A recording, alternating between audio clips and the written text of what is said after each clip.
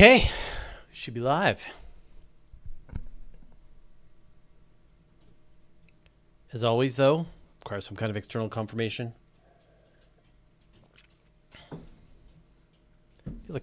And I'm recording, Chad. There you go. Larry sees me. Let's see. Okay, cool. That's working. So did you guys see the fourth flight of the helicopter today? How cool is that? 117 seconds of flight time. 100 meters down and then 100 meters back. Joe says I'm not live. Oh no.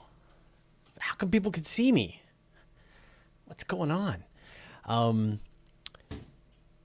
Yeah, amazing. And then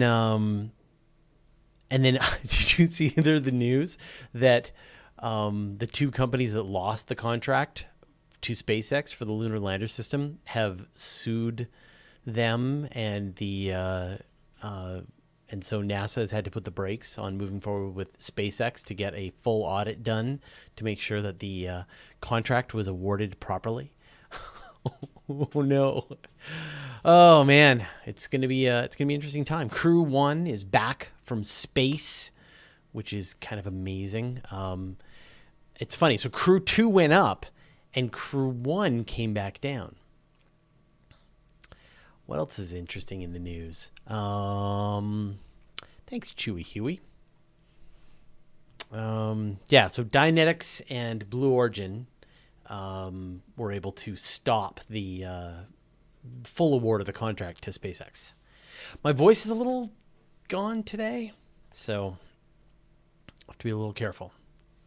So sore losers. Yeah, well, yeah, you do whatever you can. Like, if you have to sue, you do that. If you have to, whatever it takes to win. Win. Especially if if there was shenanigans, then hopefully they'll figure it out. What else is news? Bill Nelson, NASA's new administrator.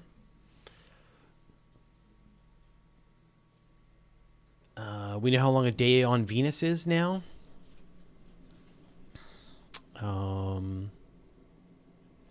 Black hole neutron star collisions could finally settle the different measurements over the expansion rate of the universe, because you could measure the distance to them directly. So, Epic Raccoon. We'll have to look at is asking about the declassifying info on UFOs. I did an interview with Mick about 3 weeks ago, and we talked a lot about that. And so, just depends on the evidence. Like, if it's little blinky lights, those can be explained by all kinds of methods. So, I talk about this. UFOs aren't a space question. They're like a camera question, a military hardware question, what happened to gravity wells? Here, it's right here.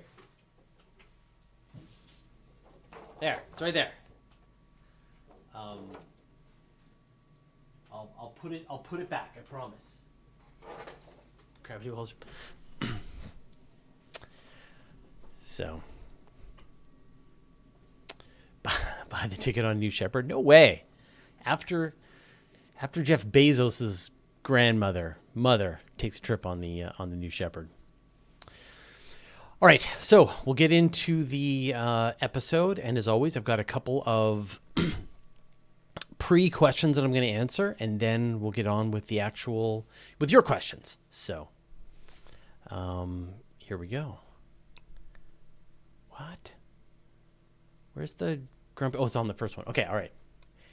Hey everyone, welcome to the question show. Your questions, my answers. As always, wherever you are across my channel, if a question pops into your brain, just write it down. I will gather them up and I will answer them here. Now, I am recording this question show on Monday, May 3rd, 2021. So I keep saying that maybe next week Starship SN15 is going to fly or explode or both. And it still hasn't happened at the time that I'm recording this. But who knows what other interesting things are going to be happening this week that I failed to report and that Chad will hilariously put in as a background while I'm talking. But yeah, so if you want to join the show live, you can just join me every Monday at 5 p.m. Pacific time on my YouTube channel, and I'm happy to answer questions, and we can do the back and forth and follow-up questions. And I actually, the show's actually about twice the length of what you see, so if you want to join live, you totally can. Otherwise, enjoy the fancier version with all the graphics and such. All right, let's get into the questions. Chinese space station launched. That's cool. Okay.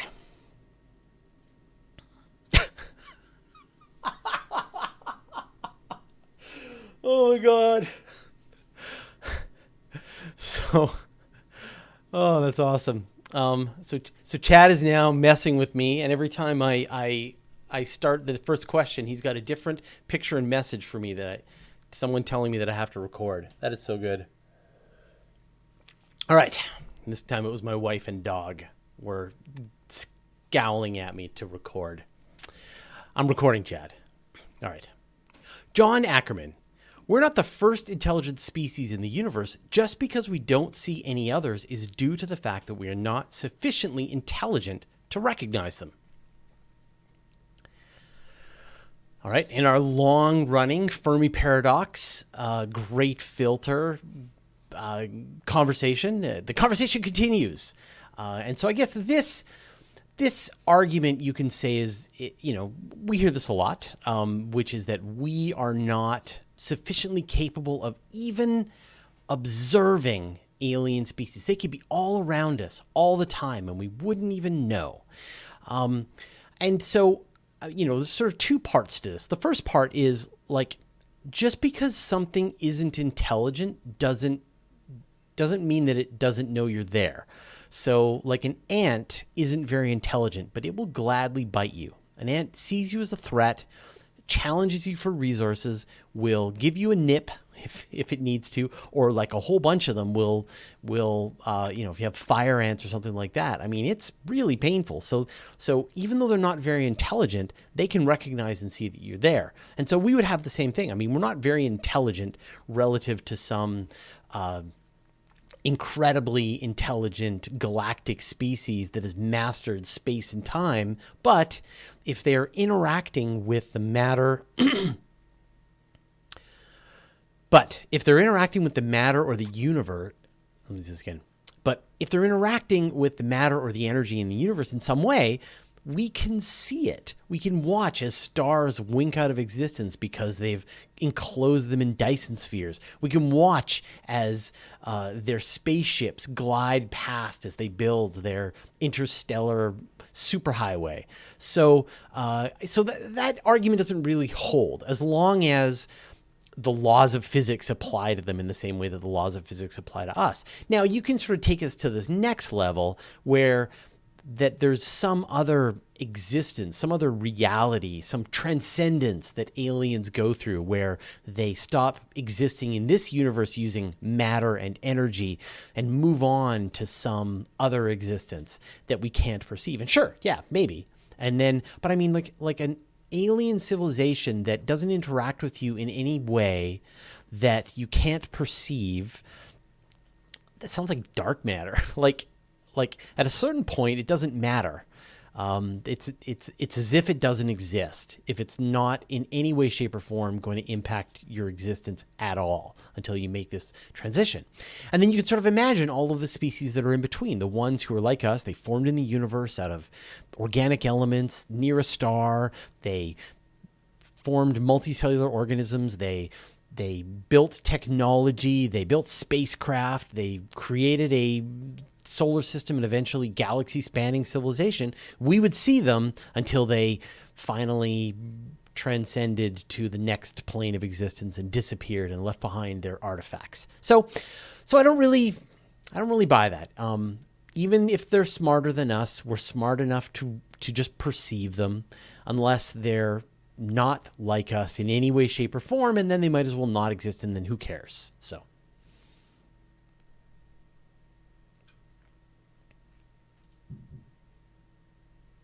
Okay.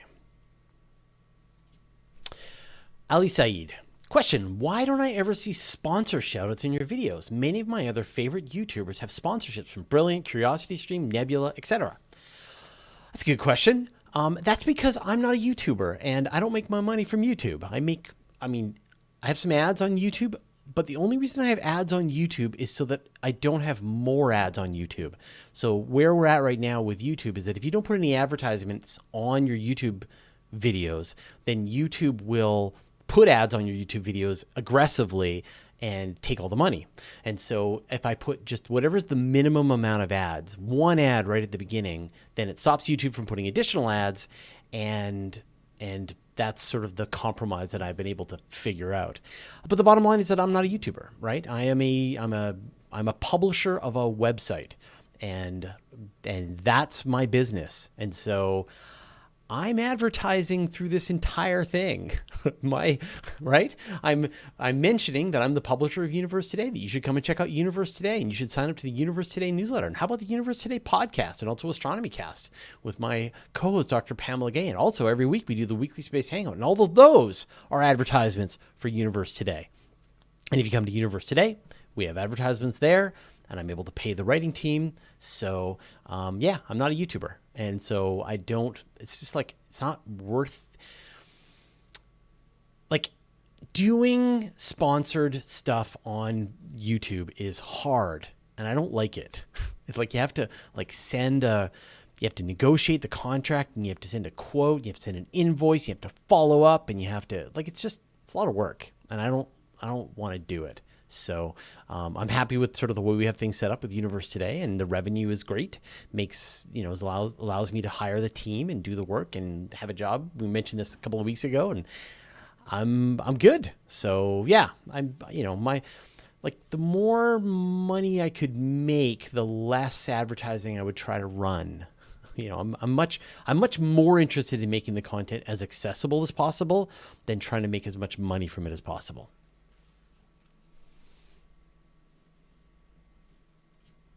But, I guess that's an encouragement for me to bring on more sponsors, maybe? I don't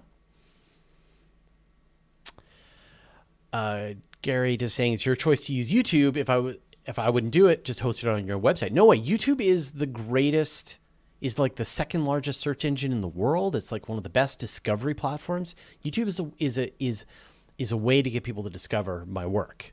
While Twitch has no discovery platform, even though I am wearing a Twitch shirt right now, Twitch doesn't help you find new people, while YouTube really does. So I actually do host everything on Vimeo, and sort of I have a backup pretty much of everything that I do, and host it through that way as well. But I'm not a YouTuber.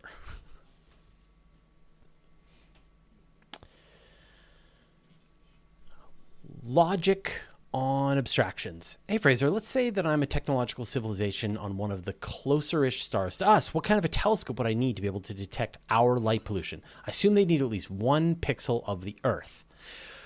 Yeah, well, so the job of detecting light pollution, we're sort of imagining this technological civilization like Earth that is generating carbon, chlorofluorocarbons and other industrial pollutants that would cause this really strong signal that there is a technological civilization. I mean, if you see chlorofluorocarbons in the atmosphere of a planet, there's really no natural process that can generate that. And so you could say, oh, wow, there's a civilization there, and they just started to ruin their ozone layer.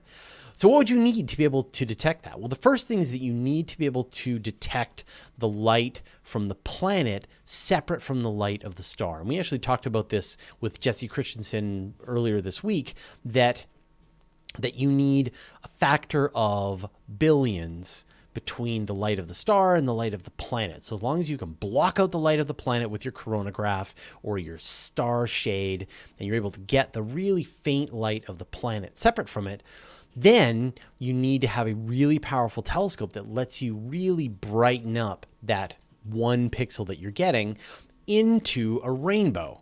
And so you're creating, I'm sure you've seen this spectroscopic analysis of various stars. And this is the way that scientists can take a star and they can know what some of the chemicals are that are in that star by the rainbow that they're able to create. And so you need to be able to create a rainbow of that 1 pixel of the planet. And that will tell you the chemicals that are in the atmosphere of that planet. Needless to say, got to block the light. That's hard. You got to be able to get enough light coming into your sensor so that you can create that analysis of the atmosphere. But yeah, 1 pixel will do the trick. It just has to be 1 really, really good pixel.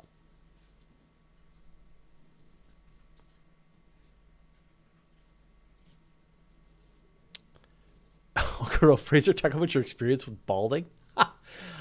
Sure. I went bald when I was like in my late 20s, and you sort of battle with it for a while, and after a while you go, I'm just gonna shave my head, call it a day. So you just get over it. All right, so those are all the prepared questions that I had. Now we're gonna do your questions.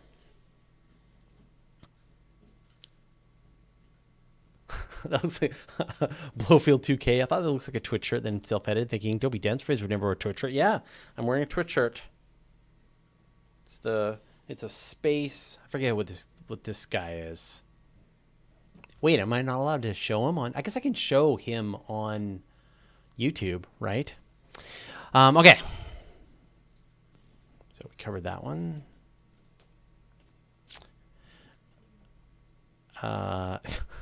Larry Beckham, can Ingenuity land on Perseverance and ride? No helipad on the rover? Man, like once. Ingenuity's big. It's like, the wingspan is really big. It would chop the some of the electronics. All right, talked about that.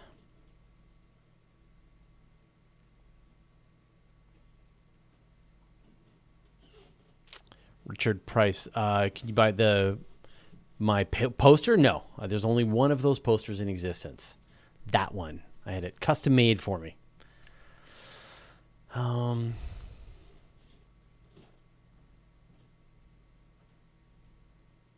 right, let me see.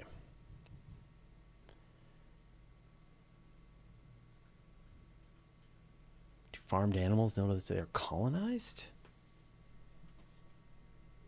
Yeah, I think so. Well, I mean, they don't understand.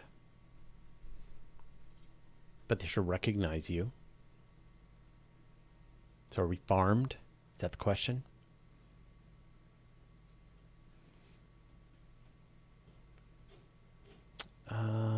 Okay, let's do this. Dustman, are there any scientific examples of energy turning into matter? Yeah, absolutely. Sort of. So the best example that we have of energy turning into matter is our particle accelerators. That's actually what's going on in like the Large Hadron Collider and some of these other big particle accelerators. Is you've got these particles that don't have a lot of mass, protons, electrons, whatever, and you spin them around this giant ring faster and faster and faster until you're going, say, 99.99999% the speed of light. And that imparts an enormous amount of momentum into the particle. And then you're crashing these particles. You're crashing 2 beams of these particles into each other. And then what you've got is you've essentially got, when they're crashing into each other, you've got an enormous amount of energy that is in a tiny, tiny space because you've got all of this momentum that's caught up in these particles. And so when these particles crash into each other, you've got all this energy, and there's so much energy that the energy has to go somewhere. And what the energy does is it turns into particles, and the particles just start popping out because you can't have that much energy in that dense of an area. And so literally what the Large Hadron Collider is doing is it is turning energy, the electricity of accelerating these particles to go around this particle accelerator, into matter, into additional particles that are spraying out of this place, this dense spot where particles are crashing into each other, energy is being released, and yet it's too dense, and so new particles have to be formed, which is kind of amazing.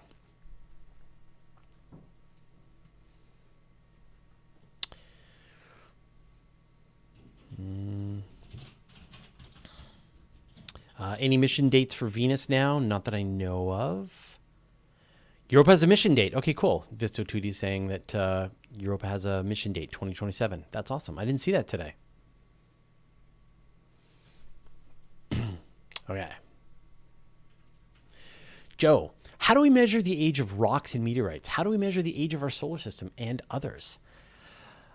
Yeah, so we measure the... Okay, let me do this again. So one of the questions that scientists wanted to know was how old is the solar system?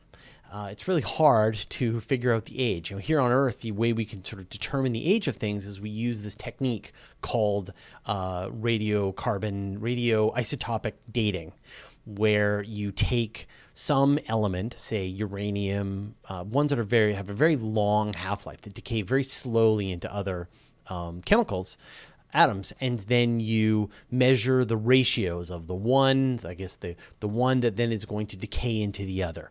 And you know how quickly this decay happens. And so when you find a sample, you measure the pre-decay, the post-decay, you figure out the ratio, and that tells you how old this rock is. And the problem is here on the surface of Earth, the oldest places that we can find, there's weathering going on all over the time. There's subduction going on of the plates. Various parts of the planet are being hidden, other parts are being revealed, and so you can't find here on Earth parts of rock that are as old as Earth itself. But astronomers were able to do the same technique on meteorites that have fallen from space, and what they found when they used this technique is that every single meteorite has the same age. They're all 4.54 billion years old. And so far, like every single one of them. So it tells you that all of the planets, all of the rocks, all of the asteroids, comets, etc., in the solar system all formed at the same time out of the same raw material of the various elements that came together, and then everything started to age at the same time, which is kind of amazing. Which means that if we ever do find a meteorite and we do radiocarbon dating, and it's just our radioisotopic dating, and it is like just a completely different age, like 8 billion years old, or even 6 billion years old, it would mean that it came from another star system, that it was an interstellar meteorite. And they're around. They've got to be. I mean, we've seen Oumuamua, we've seen Borisov, and so the best idea to try and find these is to go to the moon and actually look on the surface of the moon. That if you drill down in the moon and you bring back samples, then you could find particles in the moon regolith that came from outside the solar system, embedded inside. So it's one of the really big reasons why to go back to the moon. I know that wasn't exactly your entire question, but I sort of kept going because I think it's so cool.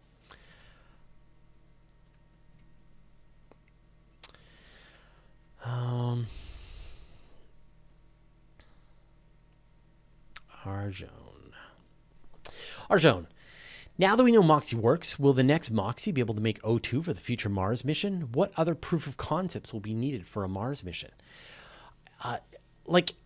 It's fantastic. MOXIE, for those of you who don't know, this is this cool experiment that was attached onto the Perseverance rover, and its only job was to demonstrate that it could bring in carbon dioxide from the atmosphere of Mars, convert it, and be able to produce oxygen that then, say, astronauts could breathe, or it could be merged with hydrogen to create water, or you could use it for propellant, for all kinds of things. And I think they only made like a couple of grams of oxygen, enough for an astronaut to breathe for like 10 minutes. But it was a proof of concept. It showed that you could take a much larger machine, set it up, have it run for a longer period of time, and produce significant amounts of oxygen on the surface of Mars. And so that's just one example of this idea of in situ, that you are making the material to survive, to get back, return fuel, food, water, everything on site, as opposed to having to cart everything from home. What else will need to be done? I mean, there's literally 1,000 of these tiny little proofs of concepts that need to happen. We need to think about, say, the health of astronauts. We need to think about people's sort of their psychology. We need to think about every part of a closed system of scrubbing away carbon dioxide. So it's like, just sort of think about this, like on the space station, they have carbon dioxide scrubbers, and they use up various kinds of elements to be able to do that. They have lithium hydroxide as one. So you're going to need to maybe eventually make your own carbon dioxide scrubbers to be able to, right? Like just everything. Your own water, your own food, your own fuel, your own growing material, building material, radiation shielding. Like it just goes on and on and on. But the more of this stuff that you can figure out and build on the surface of Mars, then the more successful you're going to be, the less material you have to take from Earth. It would be amazing. I'm sort of imagining something like Factorio, where you send some robot spacecraft that has a bunch of these little machines on board, one to make oxygen, one to try and extract water from the atmosphere to make for various uses, one which can maybe bring in regolith and heat it up and spit out metals and various other compounds that can then be ready to go when the astronauts get there. It's a great idea. So this is just one tiny little step. And it sort of shows you that when, if SpaceX is successful and they are able to send humans to Mars by 2024, 2026, that's great. You got people just stumbling out of the Starship out onto the surface of Mars. But now you got all these other details to keep them alive because Mars is trying to kill them. So I think it's really exciting that this experiment is on the rover, and I would love to see many more of these. I'd love to see like a lander that has like 20 technologies on board to try to test out all of these little pieces. Maybe that's something we'll see in the future after Perseverance has demonstrated that this really works.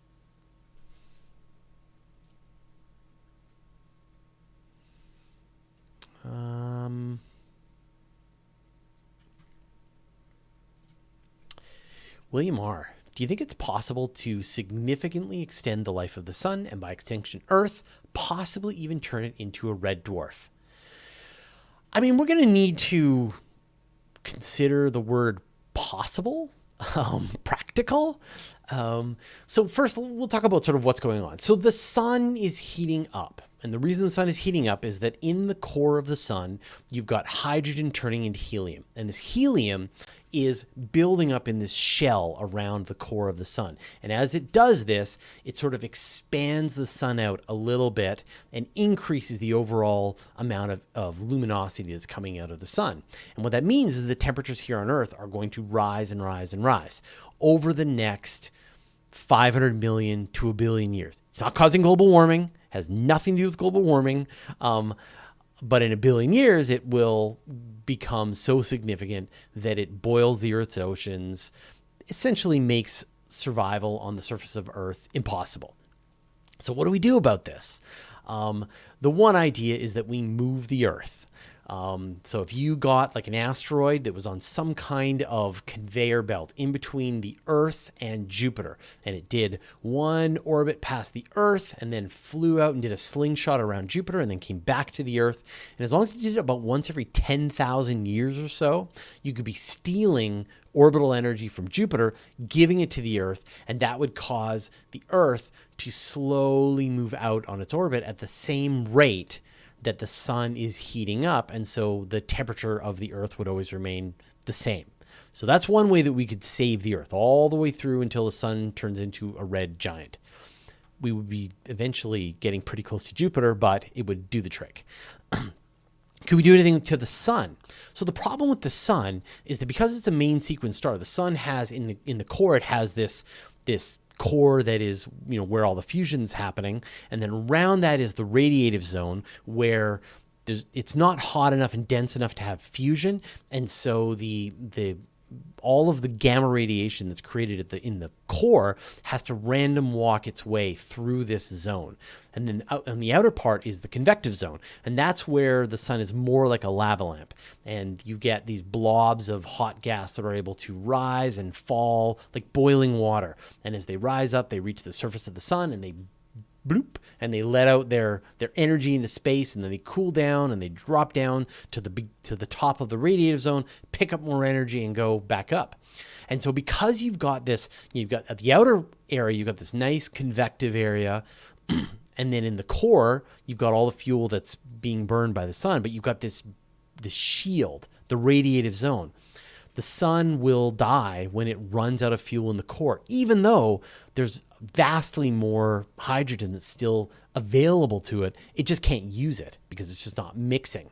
But if you're able to decrease the mass of the sun down to about a red dwarf, suddenly the entire star would become convective. So the reason that red dwarf stars are so long-lived, one, because they just are burning hydrogen at a far less rapid rate, but also they're fully convective. They just use up all the hydrogen very efficiently. And so the goal would be to turn the sun into a red dwarf. Actually, multiple red dwarfs. You'd probably need to turn it into like 8 red dwarfs would do the trick. So you could break the sun into 8 pieces. Each one would be a red dwarf, and then they would all last for 10 trillion years, and they wouldn't really change that much. And so the question is, how do you do it? So there's a couple of ideas that have been proposed. One is that you create a really powerful magnetic field at the surface of the sun. You do this thing called stellar lifting. You're essentially funneling material with your magnetic field off of the sun, drawing it away, and then gathering it up in some other location to create another sun. And then you draw off more and you create another sun, you draw off more, you create another sun. And then there's other ideas that you could try to essentially increase the solar wind from the sun. You could sort of boost up the solar wind. It would be letting off a lot more of its own material off into space. And you just let it sort of shrink down to the point that it was a red dwarf, and then it would last a lot longer. But none of those are practical. None of those ideas are really practical. It's sort of in theory, but who knows? In 500 million years, maybe we'll become a technological civilization capable of being able to do that kind of a thing.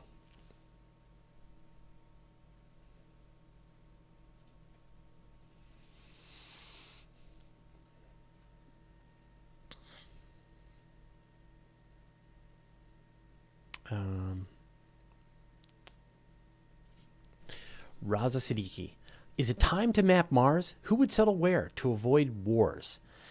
Well, Mars is well mapped. Thanks to NASA's Mars Reconnaissance Orbiter, vast chunks of Mars have been mapped down to a resolution of about 1 meter. So we have a very, very good maps of Mars and the capability to produce even better maps. So the mapping part isn't really a problem. Now, right now, the settlement, I'm making air quotes here, of Mars falls under the Outer Space Treaty, which is that you can't. You're not allowed to colonize, own, declare any territory on Mars at all.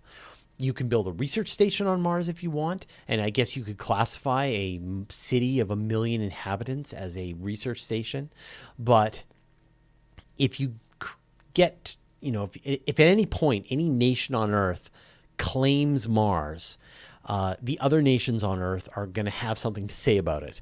And that nation is going to suffer all kinds of penalties here on Earth for making that kind of a claim. And then, maybe they're going to have to fight a war here on Earth over who owns Mars, which would be terrible.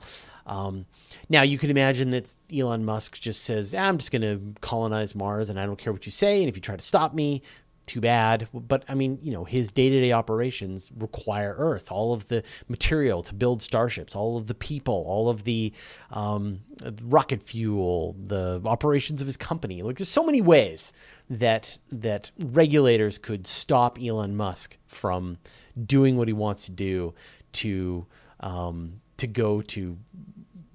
create a giant city on Mars and claim it. But as they say, possession is 9/10 of the law. And so if Elon Musk is able to sneak out a robotic factory and a group of colonists in a starship and to go to an asteroid or even to Mars, and they're able to survive without any issues back here on Earth, then there's kind of nothing we can do to stop them unless someone wanted to send a military to Mars to make them leave. I don't know. So I wouldn't really worry about it. I think by the time you get to a point where people are having serious conversations about who gets to live on Mars and how, you're going to see new versions of the Outer Space Treaty be able to set that out. And so we'll see what happens in the future. But right now, you're not allowed.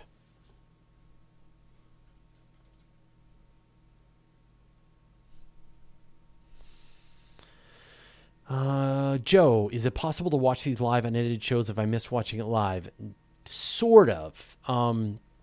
If you record the URL to the show in advance, then we make it unlisted so you can watch it afterwards. So, but we kind of don't. Thanks to the YouTube algorithm, we don't keep these longer ones going just because YouTube tends to punish your whole channel with longer rambling episodes. So we make the shorter, snappier ones from there. And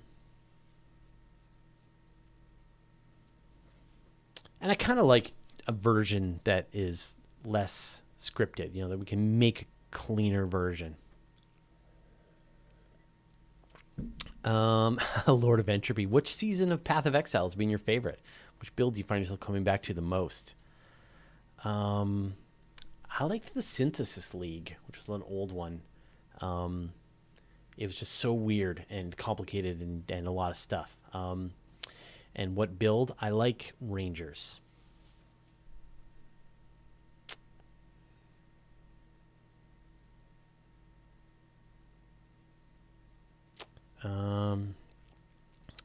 Okay, we'll do this one. Morpheus Dream. Everyone has been talking about the infrared telescopes, but is there a reason to have an ultraviolet telescope? Sure. Yeah, there are a bunch of ultraviolet telescopes out there. In fact, the Hubble Space Telescope can see from the infrared through the visible light to ultraviolet, and there are a lot of other specific ultraviolet telescopes.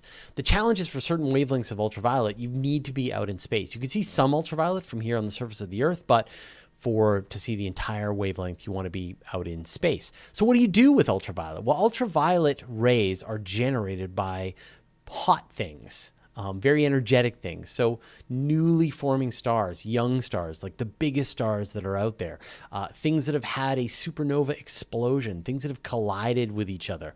So there's plenty of really good reasons to observe the universe in ultraviolet.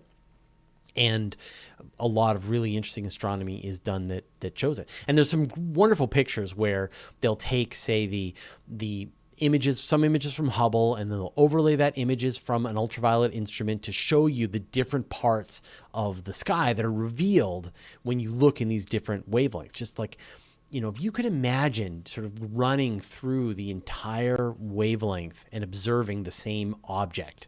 The sun, for example, the sun is giving off radio waves. You could detect that, and it would tell you things about the sun. The sun's giving off infrared. You can detect that. It's telling, the heat. You can tell certain things about the sun. The sun's giving off visible light, obviously, the photons, etc., that we can see with our eyes. The sun is giving off ultraviolet. That tells us other things about the sun, different regions. When you see a flare, they want to image those in ultraviolet. The sun is giving off X-rays. And because, again, with flares, they're giving off really high energy explosions. You can see those in ultraviolet and X-rays. So, there's plenty of really good reasons to view the sky in ultraviolet. There's good reasons to view the sky in every single wavelength of the electromagnetic spectrum.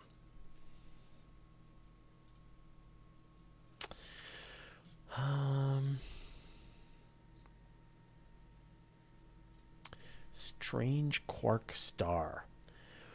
What are the immediate uses for Starship's 100-ton capacity for low Earth orbit beyond Starlink stacks and ride shares, seeing as even the heaviest spacecraft spy satellites never exceed 20 tons? Well, right now, the size of satellites is mostly dependent on the size and capability of the launch vehicle. And so a lot of people design their payloads around this. They're anticipating, if you're going to launch a military satellite, you're expecting you're going to pay $400 million for your launch. And you've got to have your satellite fit within a 5-meter fairing. So what do when your launch costs $10 million or maybe $1 million and it fits within a 9-meter fairing and it could be 100 tons? Like, we don't know what we're going to use that kind of launch capability for. And it might be, as Elon Musk thinks, it's going to be used for sending humans to Mars and all their stuff. But maybe it's going to be that we're going to finally, space power will be something that we can actually make money with. Or maybe finally asteroid mining will make sense. We just don't know. A lot of the times we don't know what the benefit is going to be from the infrastructure that we're creating.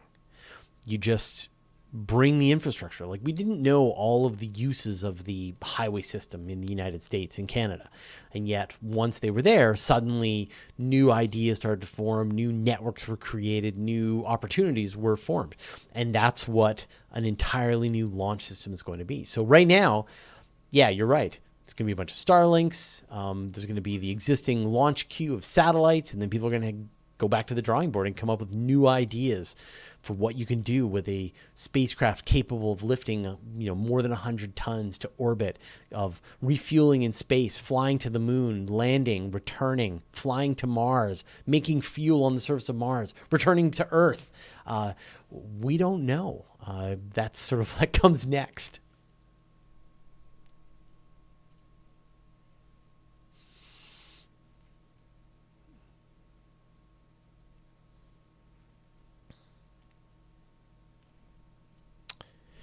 Ricardo Favas. Can we match other stars' velocity with current technology, or can we just do flybys? That's actually a really great question. And I think it's because a lot of people don't really think this part through. When you think about that you want to send an interstellar mission to some other star, you're sort of envisioning that you're stationary and you're firing your spaceship off to some other star, and it's stationary, and then your ship is going to arrive, it's going to do its descent burn, its deceleration burn, it's going to get to the destination star. But the reality is that the sun is moving on an orbit, and the destination star is going to be moving on an orbit. It could be moving in the same direction in the Milky Way. It could be moving in an opposite direction. It could be moving up. It could be moving in all kinds of ways. And so when you're choosing a destination for your interstellar probe, you're going to want to take all of that into account to find a star that you can, when you think about how the orbits of the planets go around the sun, you've got Earth, and Mars, and you do this very specific kind of orbit where you increase your orbit from Earth, and then you meet Mars at the sort of the high point of your orbit, and then you go into orbit around Mars. And you're going to want to do something similar.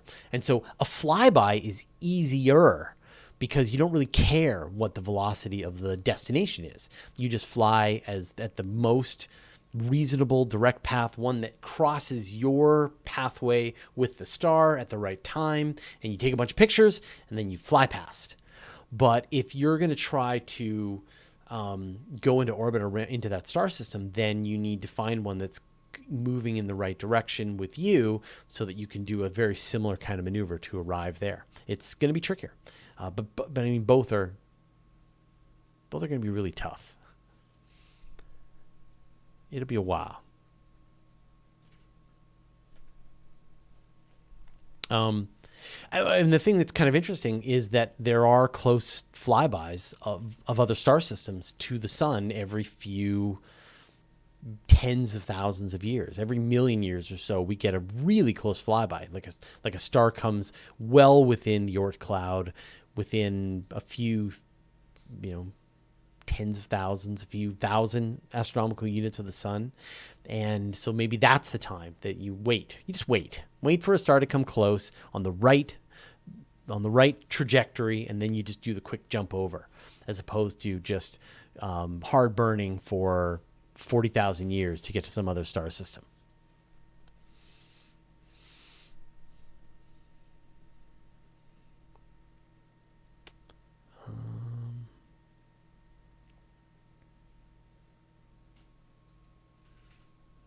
Okay. Drink. Mystic City. Do we know if the expansion rate of the universe fluctuates, and do we even have a rate in the first place? So this is one of the most incredible discoveries in astronomy. And this was the discovery made by Edwin Hubble back in the 1930s, where he measured the expansion rate of the universe. And this is this thing called the Hubble constant. And he measured it was roughly 70 kilometers per second per megaparsec, I think is the numbering. I may have some units wrong there. I apologize, but it's gigantic numbers, which means that every second that goes by, stars are moving farther and faster away from each other. And every second goes by, they're moving faster from each other and faster and faster. And so you're getting this expansion. And over time, astronomers have been trying to pin down the exact measurement rate, this exact Hubble constant. Hold on. Over time, astronomers have been trying to pin down this exact Hubble constant. And they have figured out various times and ways that they can measure the expansion rate of the universe. If you measure it really early on in the universe in the cosmic microwave background radiation, or you can measure it using the same technique that Hubble did almost 100 years ago. And when you do that, you actually get two different measurements. They're similar-ish. They're roughly around 70, but they're different enough, and their error bars don't overlap. And so astronomers, one of the they call this the crisis in cosmology. Astronomers are trying to figure out what is the expansion rate of the universe. And it's possible that the expansion rate of the universe has been shifting over time. We know that there is this additional acceleration that's coming from dark energy that is accelerating the expansion of the universe. But even after you take that into account, it's weird that these two numbers don't agree with each other. And so it might mean there's new physics that we don't understand, or it might just be that there's just some mistake in the measurement, although the measurements are really good at this point. So it's one part where we just don't really know the answer right now. So to your question, we don't know if the expansion rate fluctuates. We think that the expansion rate is speeding up. It's accelerating thanks to dark energy, but maybe it went faster and slower and faster and slower at different times in the universe, but we don't know.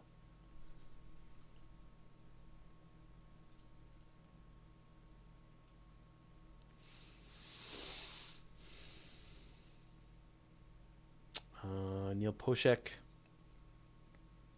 I like your interviews. Who'd you like to interview? I've interviewed everybody I've wanted to interview, actually. I literally can't think of anybody that I would want to interview who I haven't interviewed. What I've found is that I really like interviewing people who I didn't know that I was going to enjoy the interview. And I think the dilemma that I have is that people want me to interview the celebrities. They want me to interview Elon Musk. They want me to interview Michio Kaku, and you want me to interview Avi Loeb, etc., right? And you want me to interview Brian Cox, whatever. And I actually don't enjoy interviewing them that much because I kind of already know what they're going to say because they're interviewed all the time. They get plenty of press and exposure. And so the conversation doesn't really feel natural. Like if you go back and watch the interview that I did with Michio Kaku, like he's given those answers 1,000 times. And you could see me desperately trying to push him off of his talking points to get to the meat of the conversation. It was really hard to do that. While some of the other interviews, the people who are really knowledgeable, they're good at what they do, but they don't give a lot of interviews. They don't get a chance to really script and think about their answers. They're a hoot to talk to because I can just dig down wherever I want to go. They're happy to have the conversation. It's a lot more natural, and and I enjoy learning new things. And so the most fun for me is when I interview somebody who is working on something that I had no idea that I was going to be super fascinated about. And yet the moment when I dig into it, I get really interested, and all my questions get answered. And so I don't know. John C. Newman, interview the PBS Space Time guy. I have. There's an interview here on this channel. Tamitha Skov, Space Weather. Yeah, she's cool. I would like to interview her. But yeah, so I think my preference is to interview people that you've never heard of, that I've never heard of, but they're working on something that's really interesting, and we can discover this together. And you kind of have to just trust me. It's like going into a sushi restaurant, and you're like, just let the chef make the food, and that's my job. Steve Novella. I've interviewed Steve Novella. I've been interviewed by Steve Novella. Yeah, Matt O'Dowd.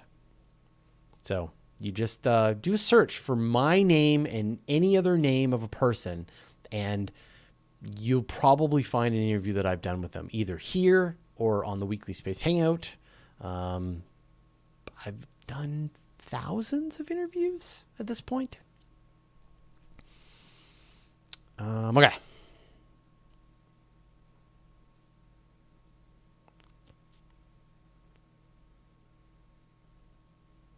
Hal McKinney asking about, is one pixel enough? Would one pixel represent the wavelength of a single photon? Seems like you need at least one photon per unique chemical signature. Yeah, you need to get a lot of photons on that one pixel. Like, it's not just one photon, one pixel. You need one pixel, but you need hours and hours and days of just collecting photons.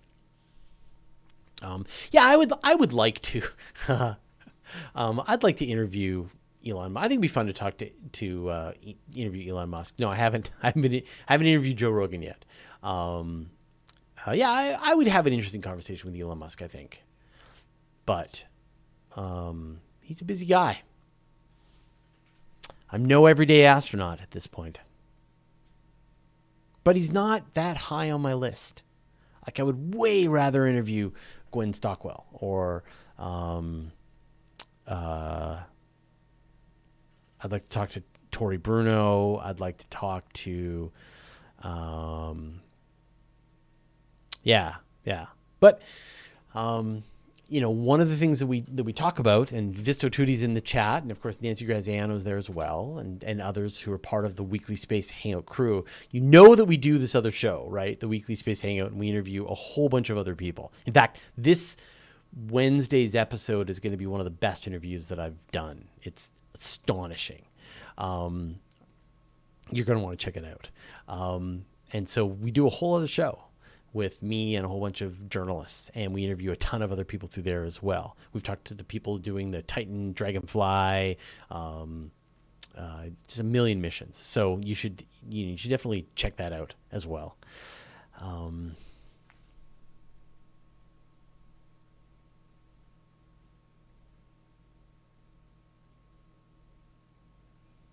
Let's see.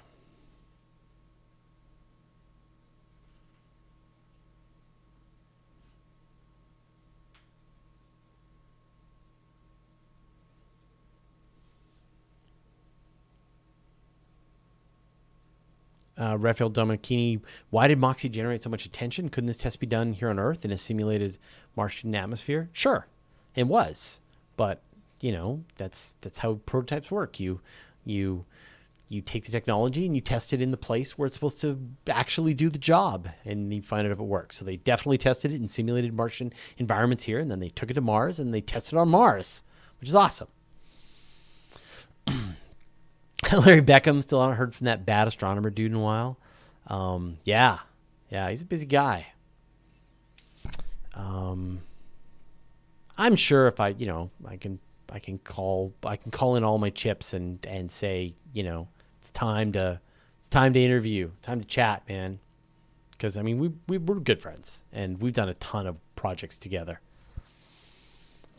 I know. I love the interviews where the subject seems a little surprised to be invited. Yeah, I love it too. Like I really love just having an interview with somebody that you're just so excited about what they have to say, and they are really passionate and they're very well spoken about what they do, and yet they're busy being scientists and not trying to be communicators. It's the perfect thing. And so what I was saying was, if you want special guests, join the weekly Space Hangout crew. Go to wshcrew.space, and then they'll give you the credentials to be an executive producer of all the various shows that we do. And then you can reach out to any guest you like, and you can invite them either onto the weekly Space Hangout or onto this show. So it's kind of like, I've mentioned this before, I'm just one man and Nancy's busy. Nancy's a volunteer. Visio Tudi's been stepping up, which has been great.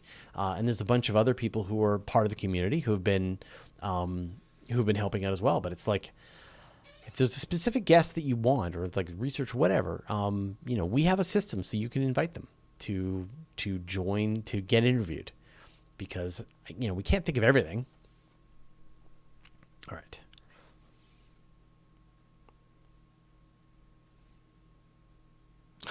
Why are humans allowing the YouTube algorithm to govern science communication behavior?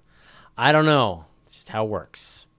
I mean, I could do like 2 channels, do the longer ones. Like I've seen like a lot of people will do they'll do like a 4-hour live stream that's very casual, and then they'll snip out all the cool pieces and they'll turn that into a separate show. But again, that takes time. Chad has only so many hours in the day. He's busy. So I think this is sort of like the nice balance.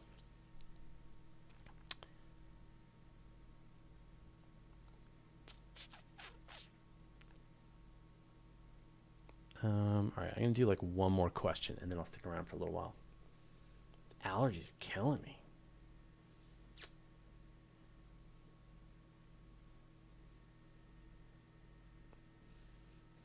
Oh, okay.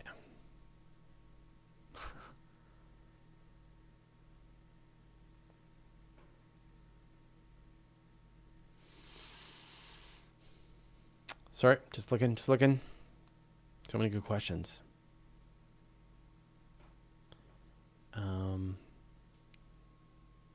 Have I ever watched Red Dwarf? Sure, of course.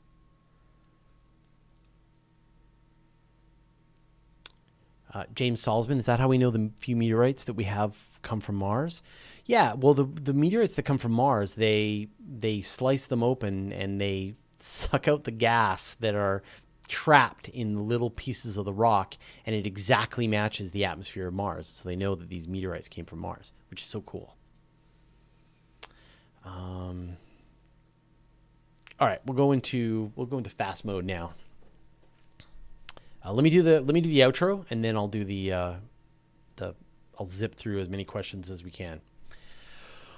More questions in a second, but first I'd like to thank our patrons: Robert Berkovich, Peter Erickson, Daniel Duarte, Trevor Jobling, Gordon Chin, and the rest of our 826 patrons for their generous support. Want our videos early with no ads? Join our community at patreon.com/universetoday. Oh, I forgot to do just to finish it up and thank you. All right, those are all the questions this week. Thank you, everybody, for asking them. Of course, if you want to ask your questions live, you can join me every Monday at 5 p.m. Pacific time here on my YouTube channel, or you can ask your questions, put it into any video, and I'll gather a bunch of them up and I will answer them here. We'll see you next week. All right, grab that, Chad. If you want a single comprehensive resource for space news, you'll want to subscribe to my weekly email newsletter. Every Friday, I send out a magazine of space news with dozens of stories, pictures, brief highlights about the story, and links so you can find out more. Go to universetoday.com/newsletter to sign up. It's totally free. And did you know that all my videos are also available in a handy audio podcast format so that you can have the latest episodes as well as special bonus material like interviews with me show up on your audio device? Go to universetoday.com/audio or search for Universe Today on iTunes, Spotify, or wherever you get your podcasts. And I'll put a link in the show notes. Thanks to everyone watching here on Twitch, and to everyone who asked a question. Actually, we don't need to do this anymore. All right. Thanks to all the moderators, and a special thanks, as always, to Chad Weber and Nancy Graziano. All right. What do I bench? I don't remember what I bench. I haven't benched in like 5 years. So I was doing like a pretty intense workout routine, but I was kept injuring myself. I'm old now, so I need like old man exercises. I even kind of wrecked myself riding my bike.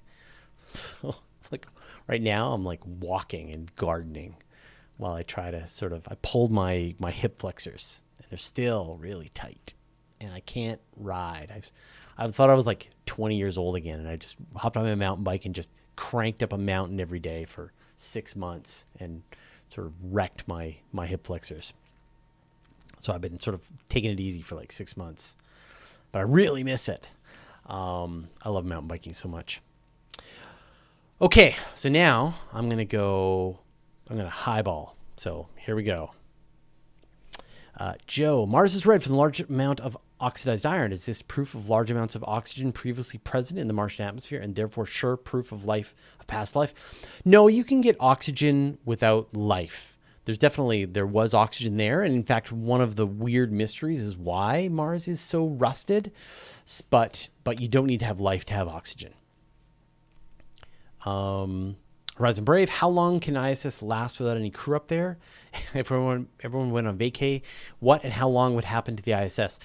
That was a bit of a risk, actually, when there was a problem with the Soyuz launch and they had to abort the launch. They were worried that maybe they'd have to abandon the space station, but in the end, they didn't.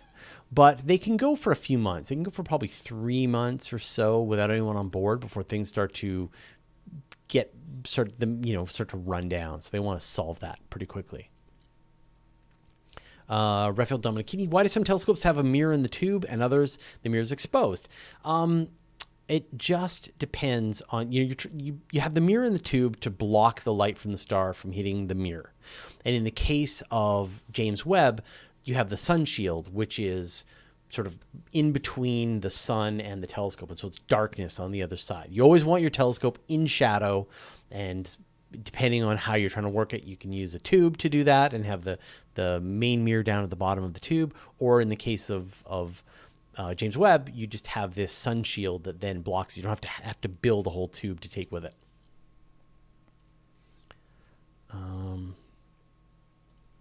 Daniel Morrison, why haven't we created a spacecraft that created artificial gravity? No idea. It's something that must be done.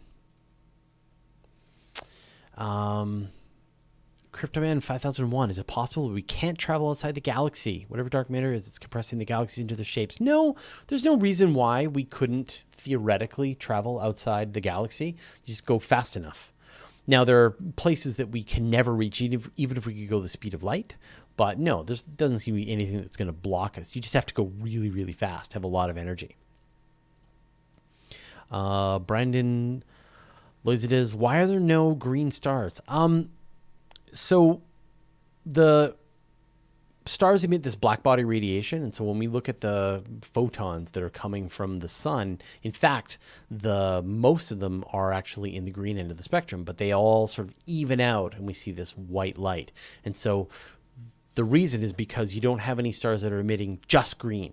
You got stars emitting all these other wavelengths all at the same time, and so we see all these colors that average out into white or yellow or red or blue, but we don't get green.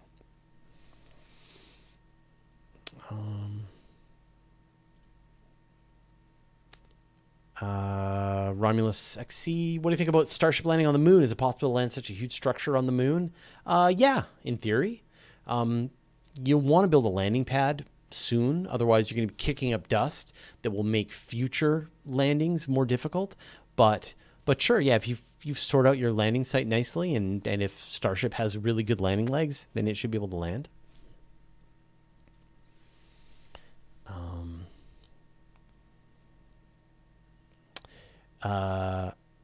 Let's see.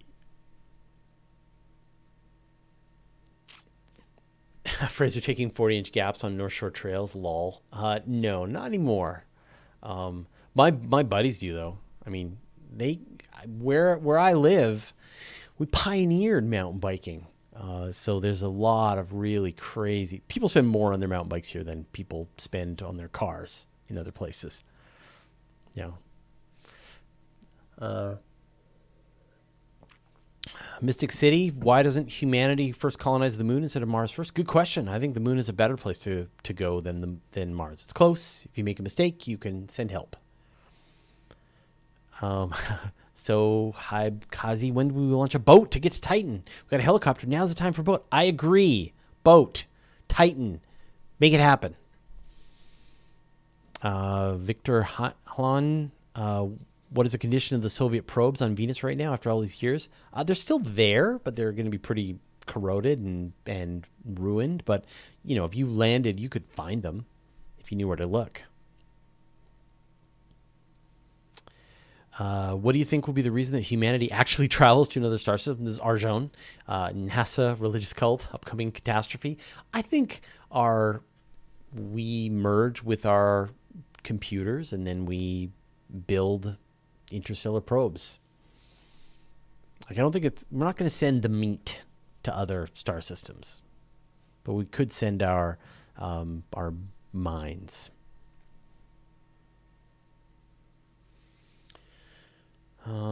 Does the ISS possess the capability of taking external pictures of itself? Yeah, I mean, it's got the Canadarm on board, but usually pictures of the ISS are taken by the spacecraft as they're approaching, the Crew Dragon, the Space Shuttle, things like that, Soyuz. Sparky Man, is there any reason why there's no rovers or probes on Mercury other than interest and or money? Is it harder to get there than other planets? Yeah, just interest, money, and it is harder to get to Mercury than other places. So it's just no one has ever tried to send a rover. But I've mentioned in the past, I love Mercury. We should totally send a spacecraft, a lander, a rover to Mercury. That sounds awesome. I guess it's just up the recording. Otherwise, just gonna make a longer recording. All right. Okay.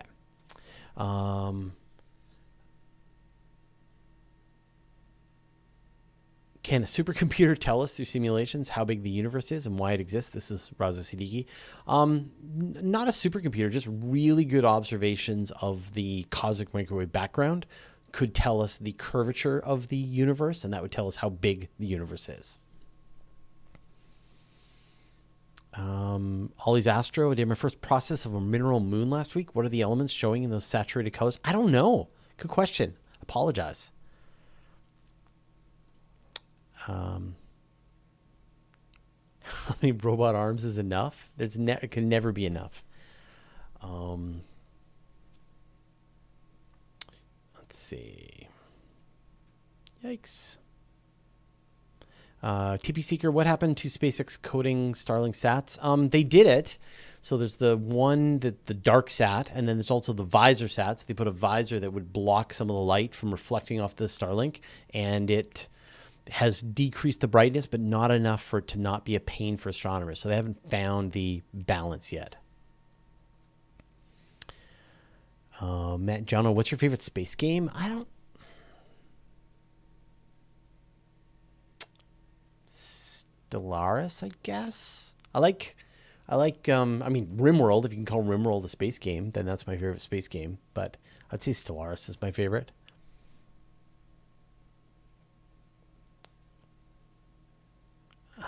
Jack D420, do you grow any cool plants? I'm guessing by your name. Yeah, I grow, I've got blueberries, raspberries, a fig tree, apple trees, strawberries, mostly berries. The thing that I like is I like working plants. So my wife is into bugs and likes flowers that produce pollen for bees and all kinds of things, and I like plants that can feed me. But in fact, where I live, there's so many berries in the forest.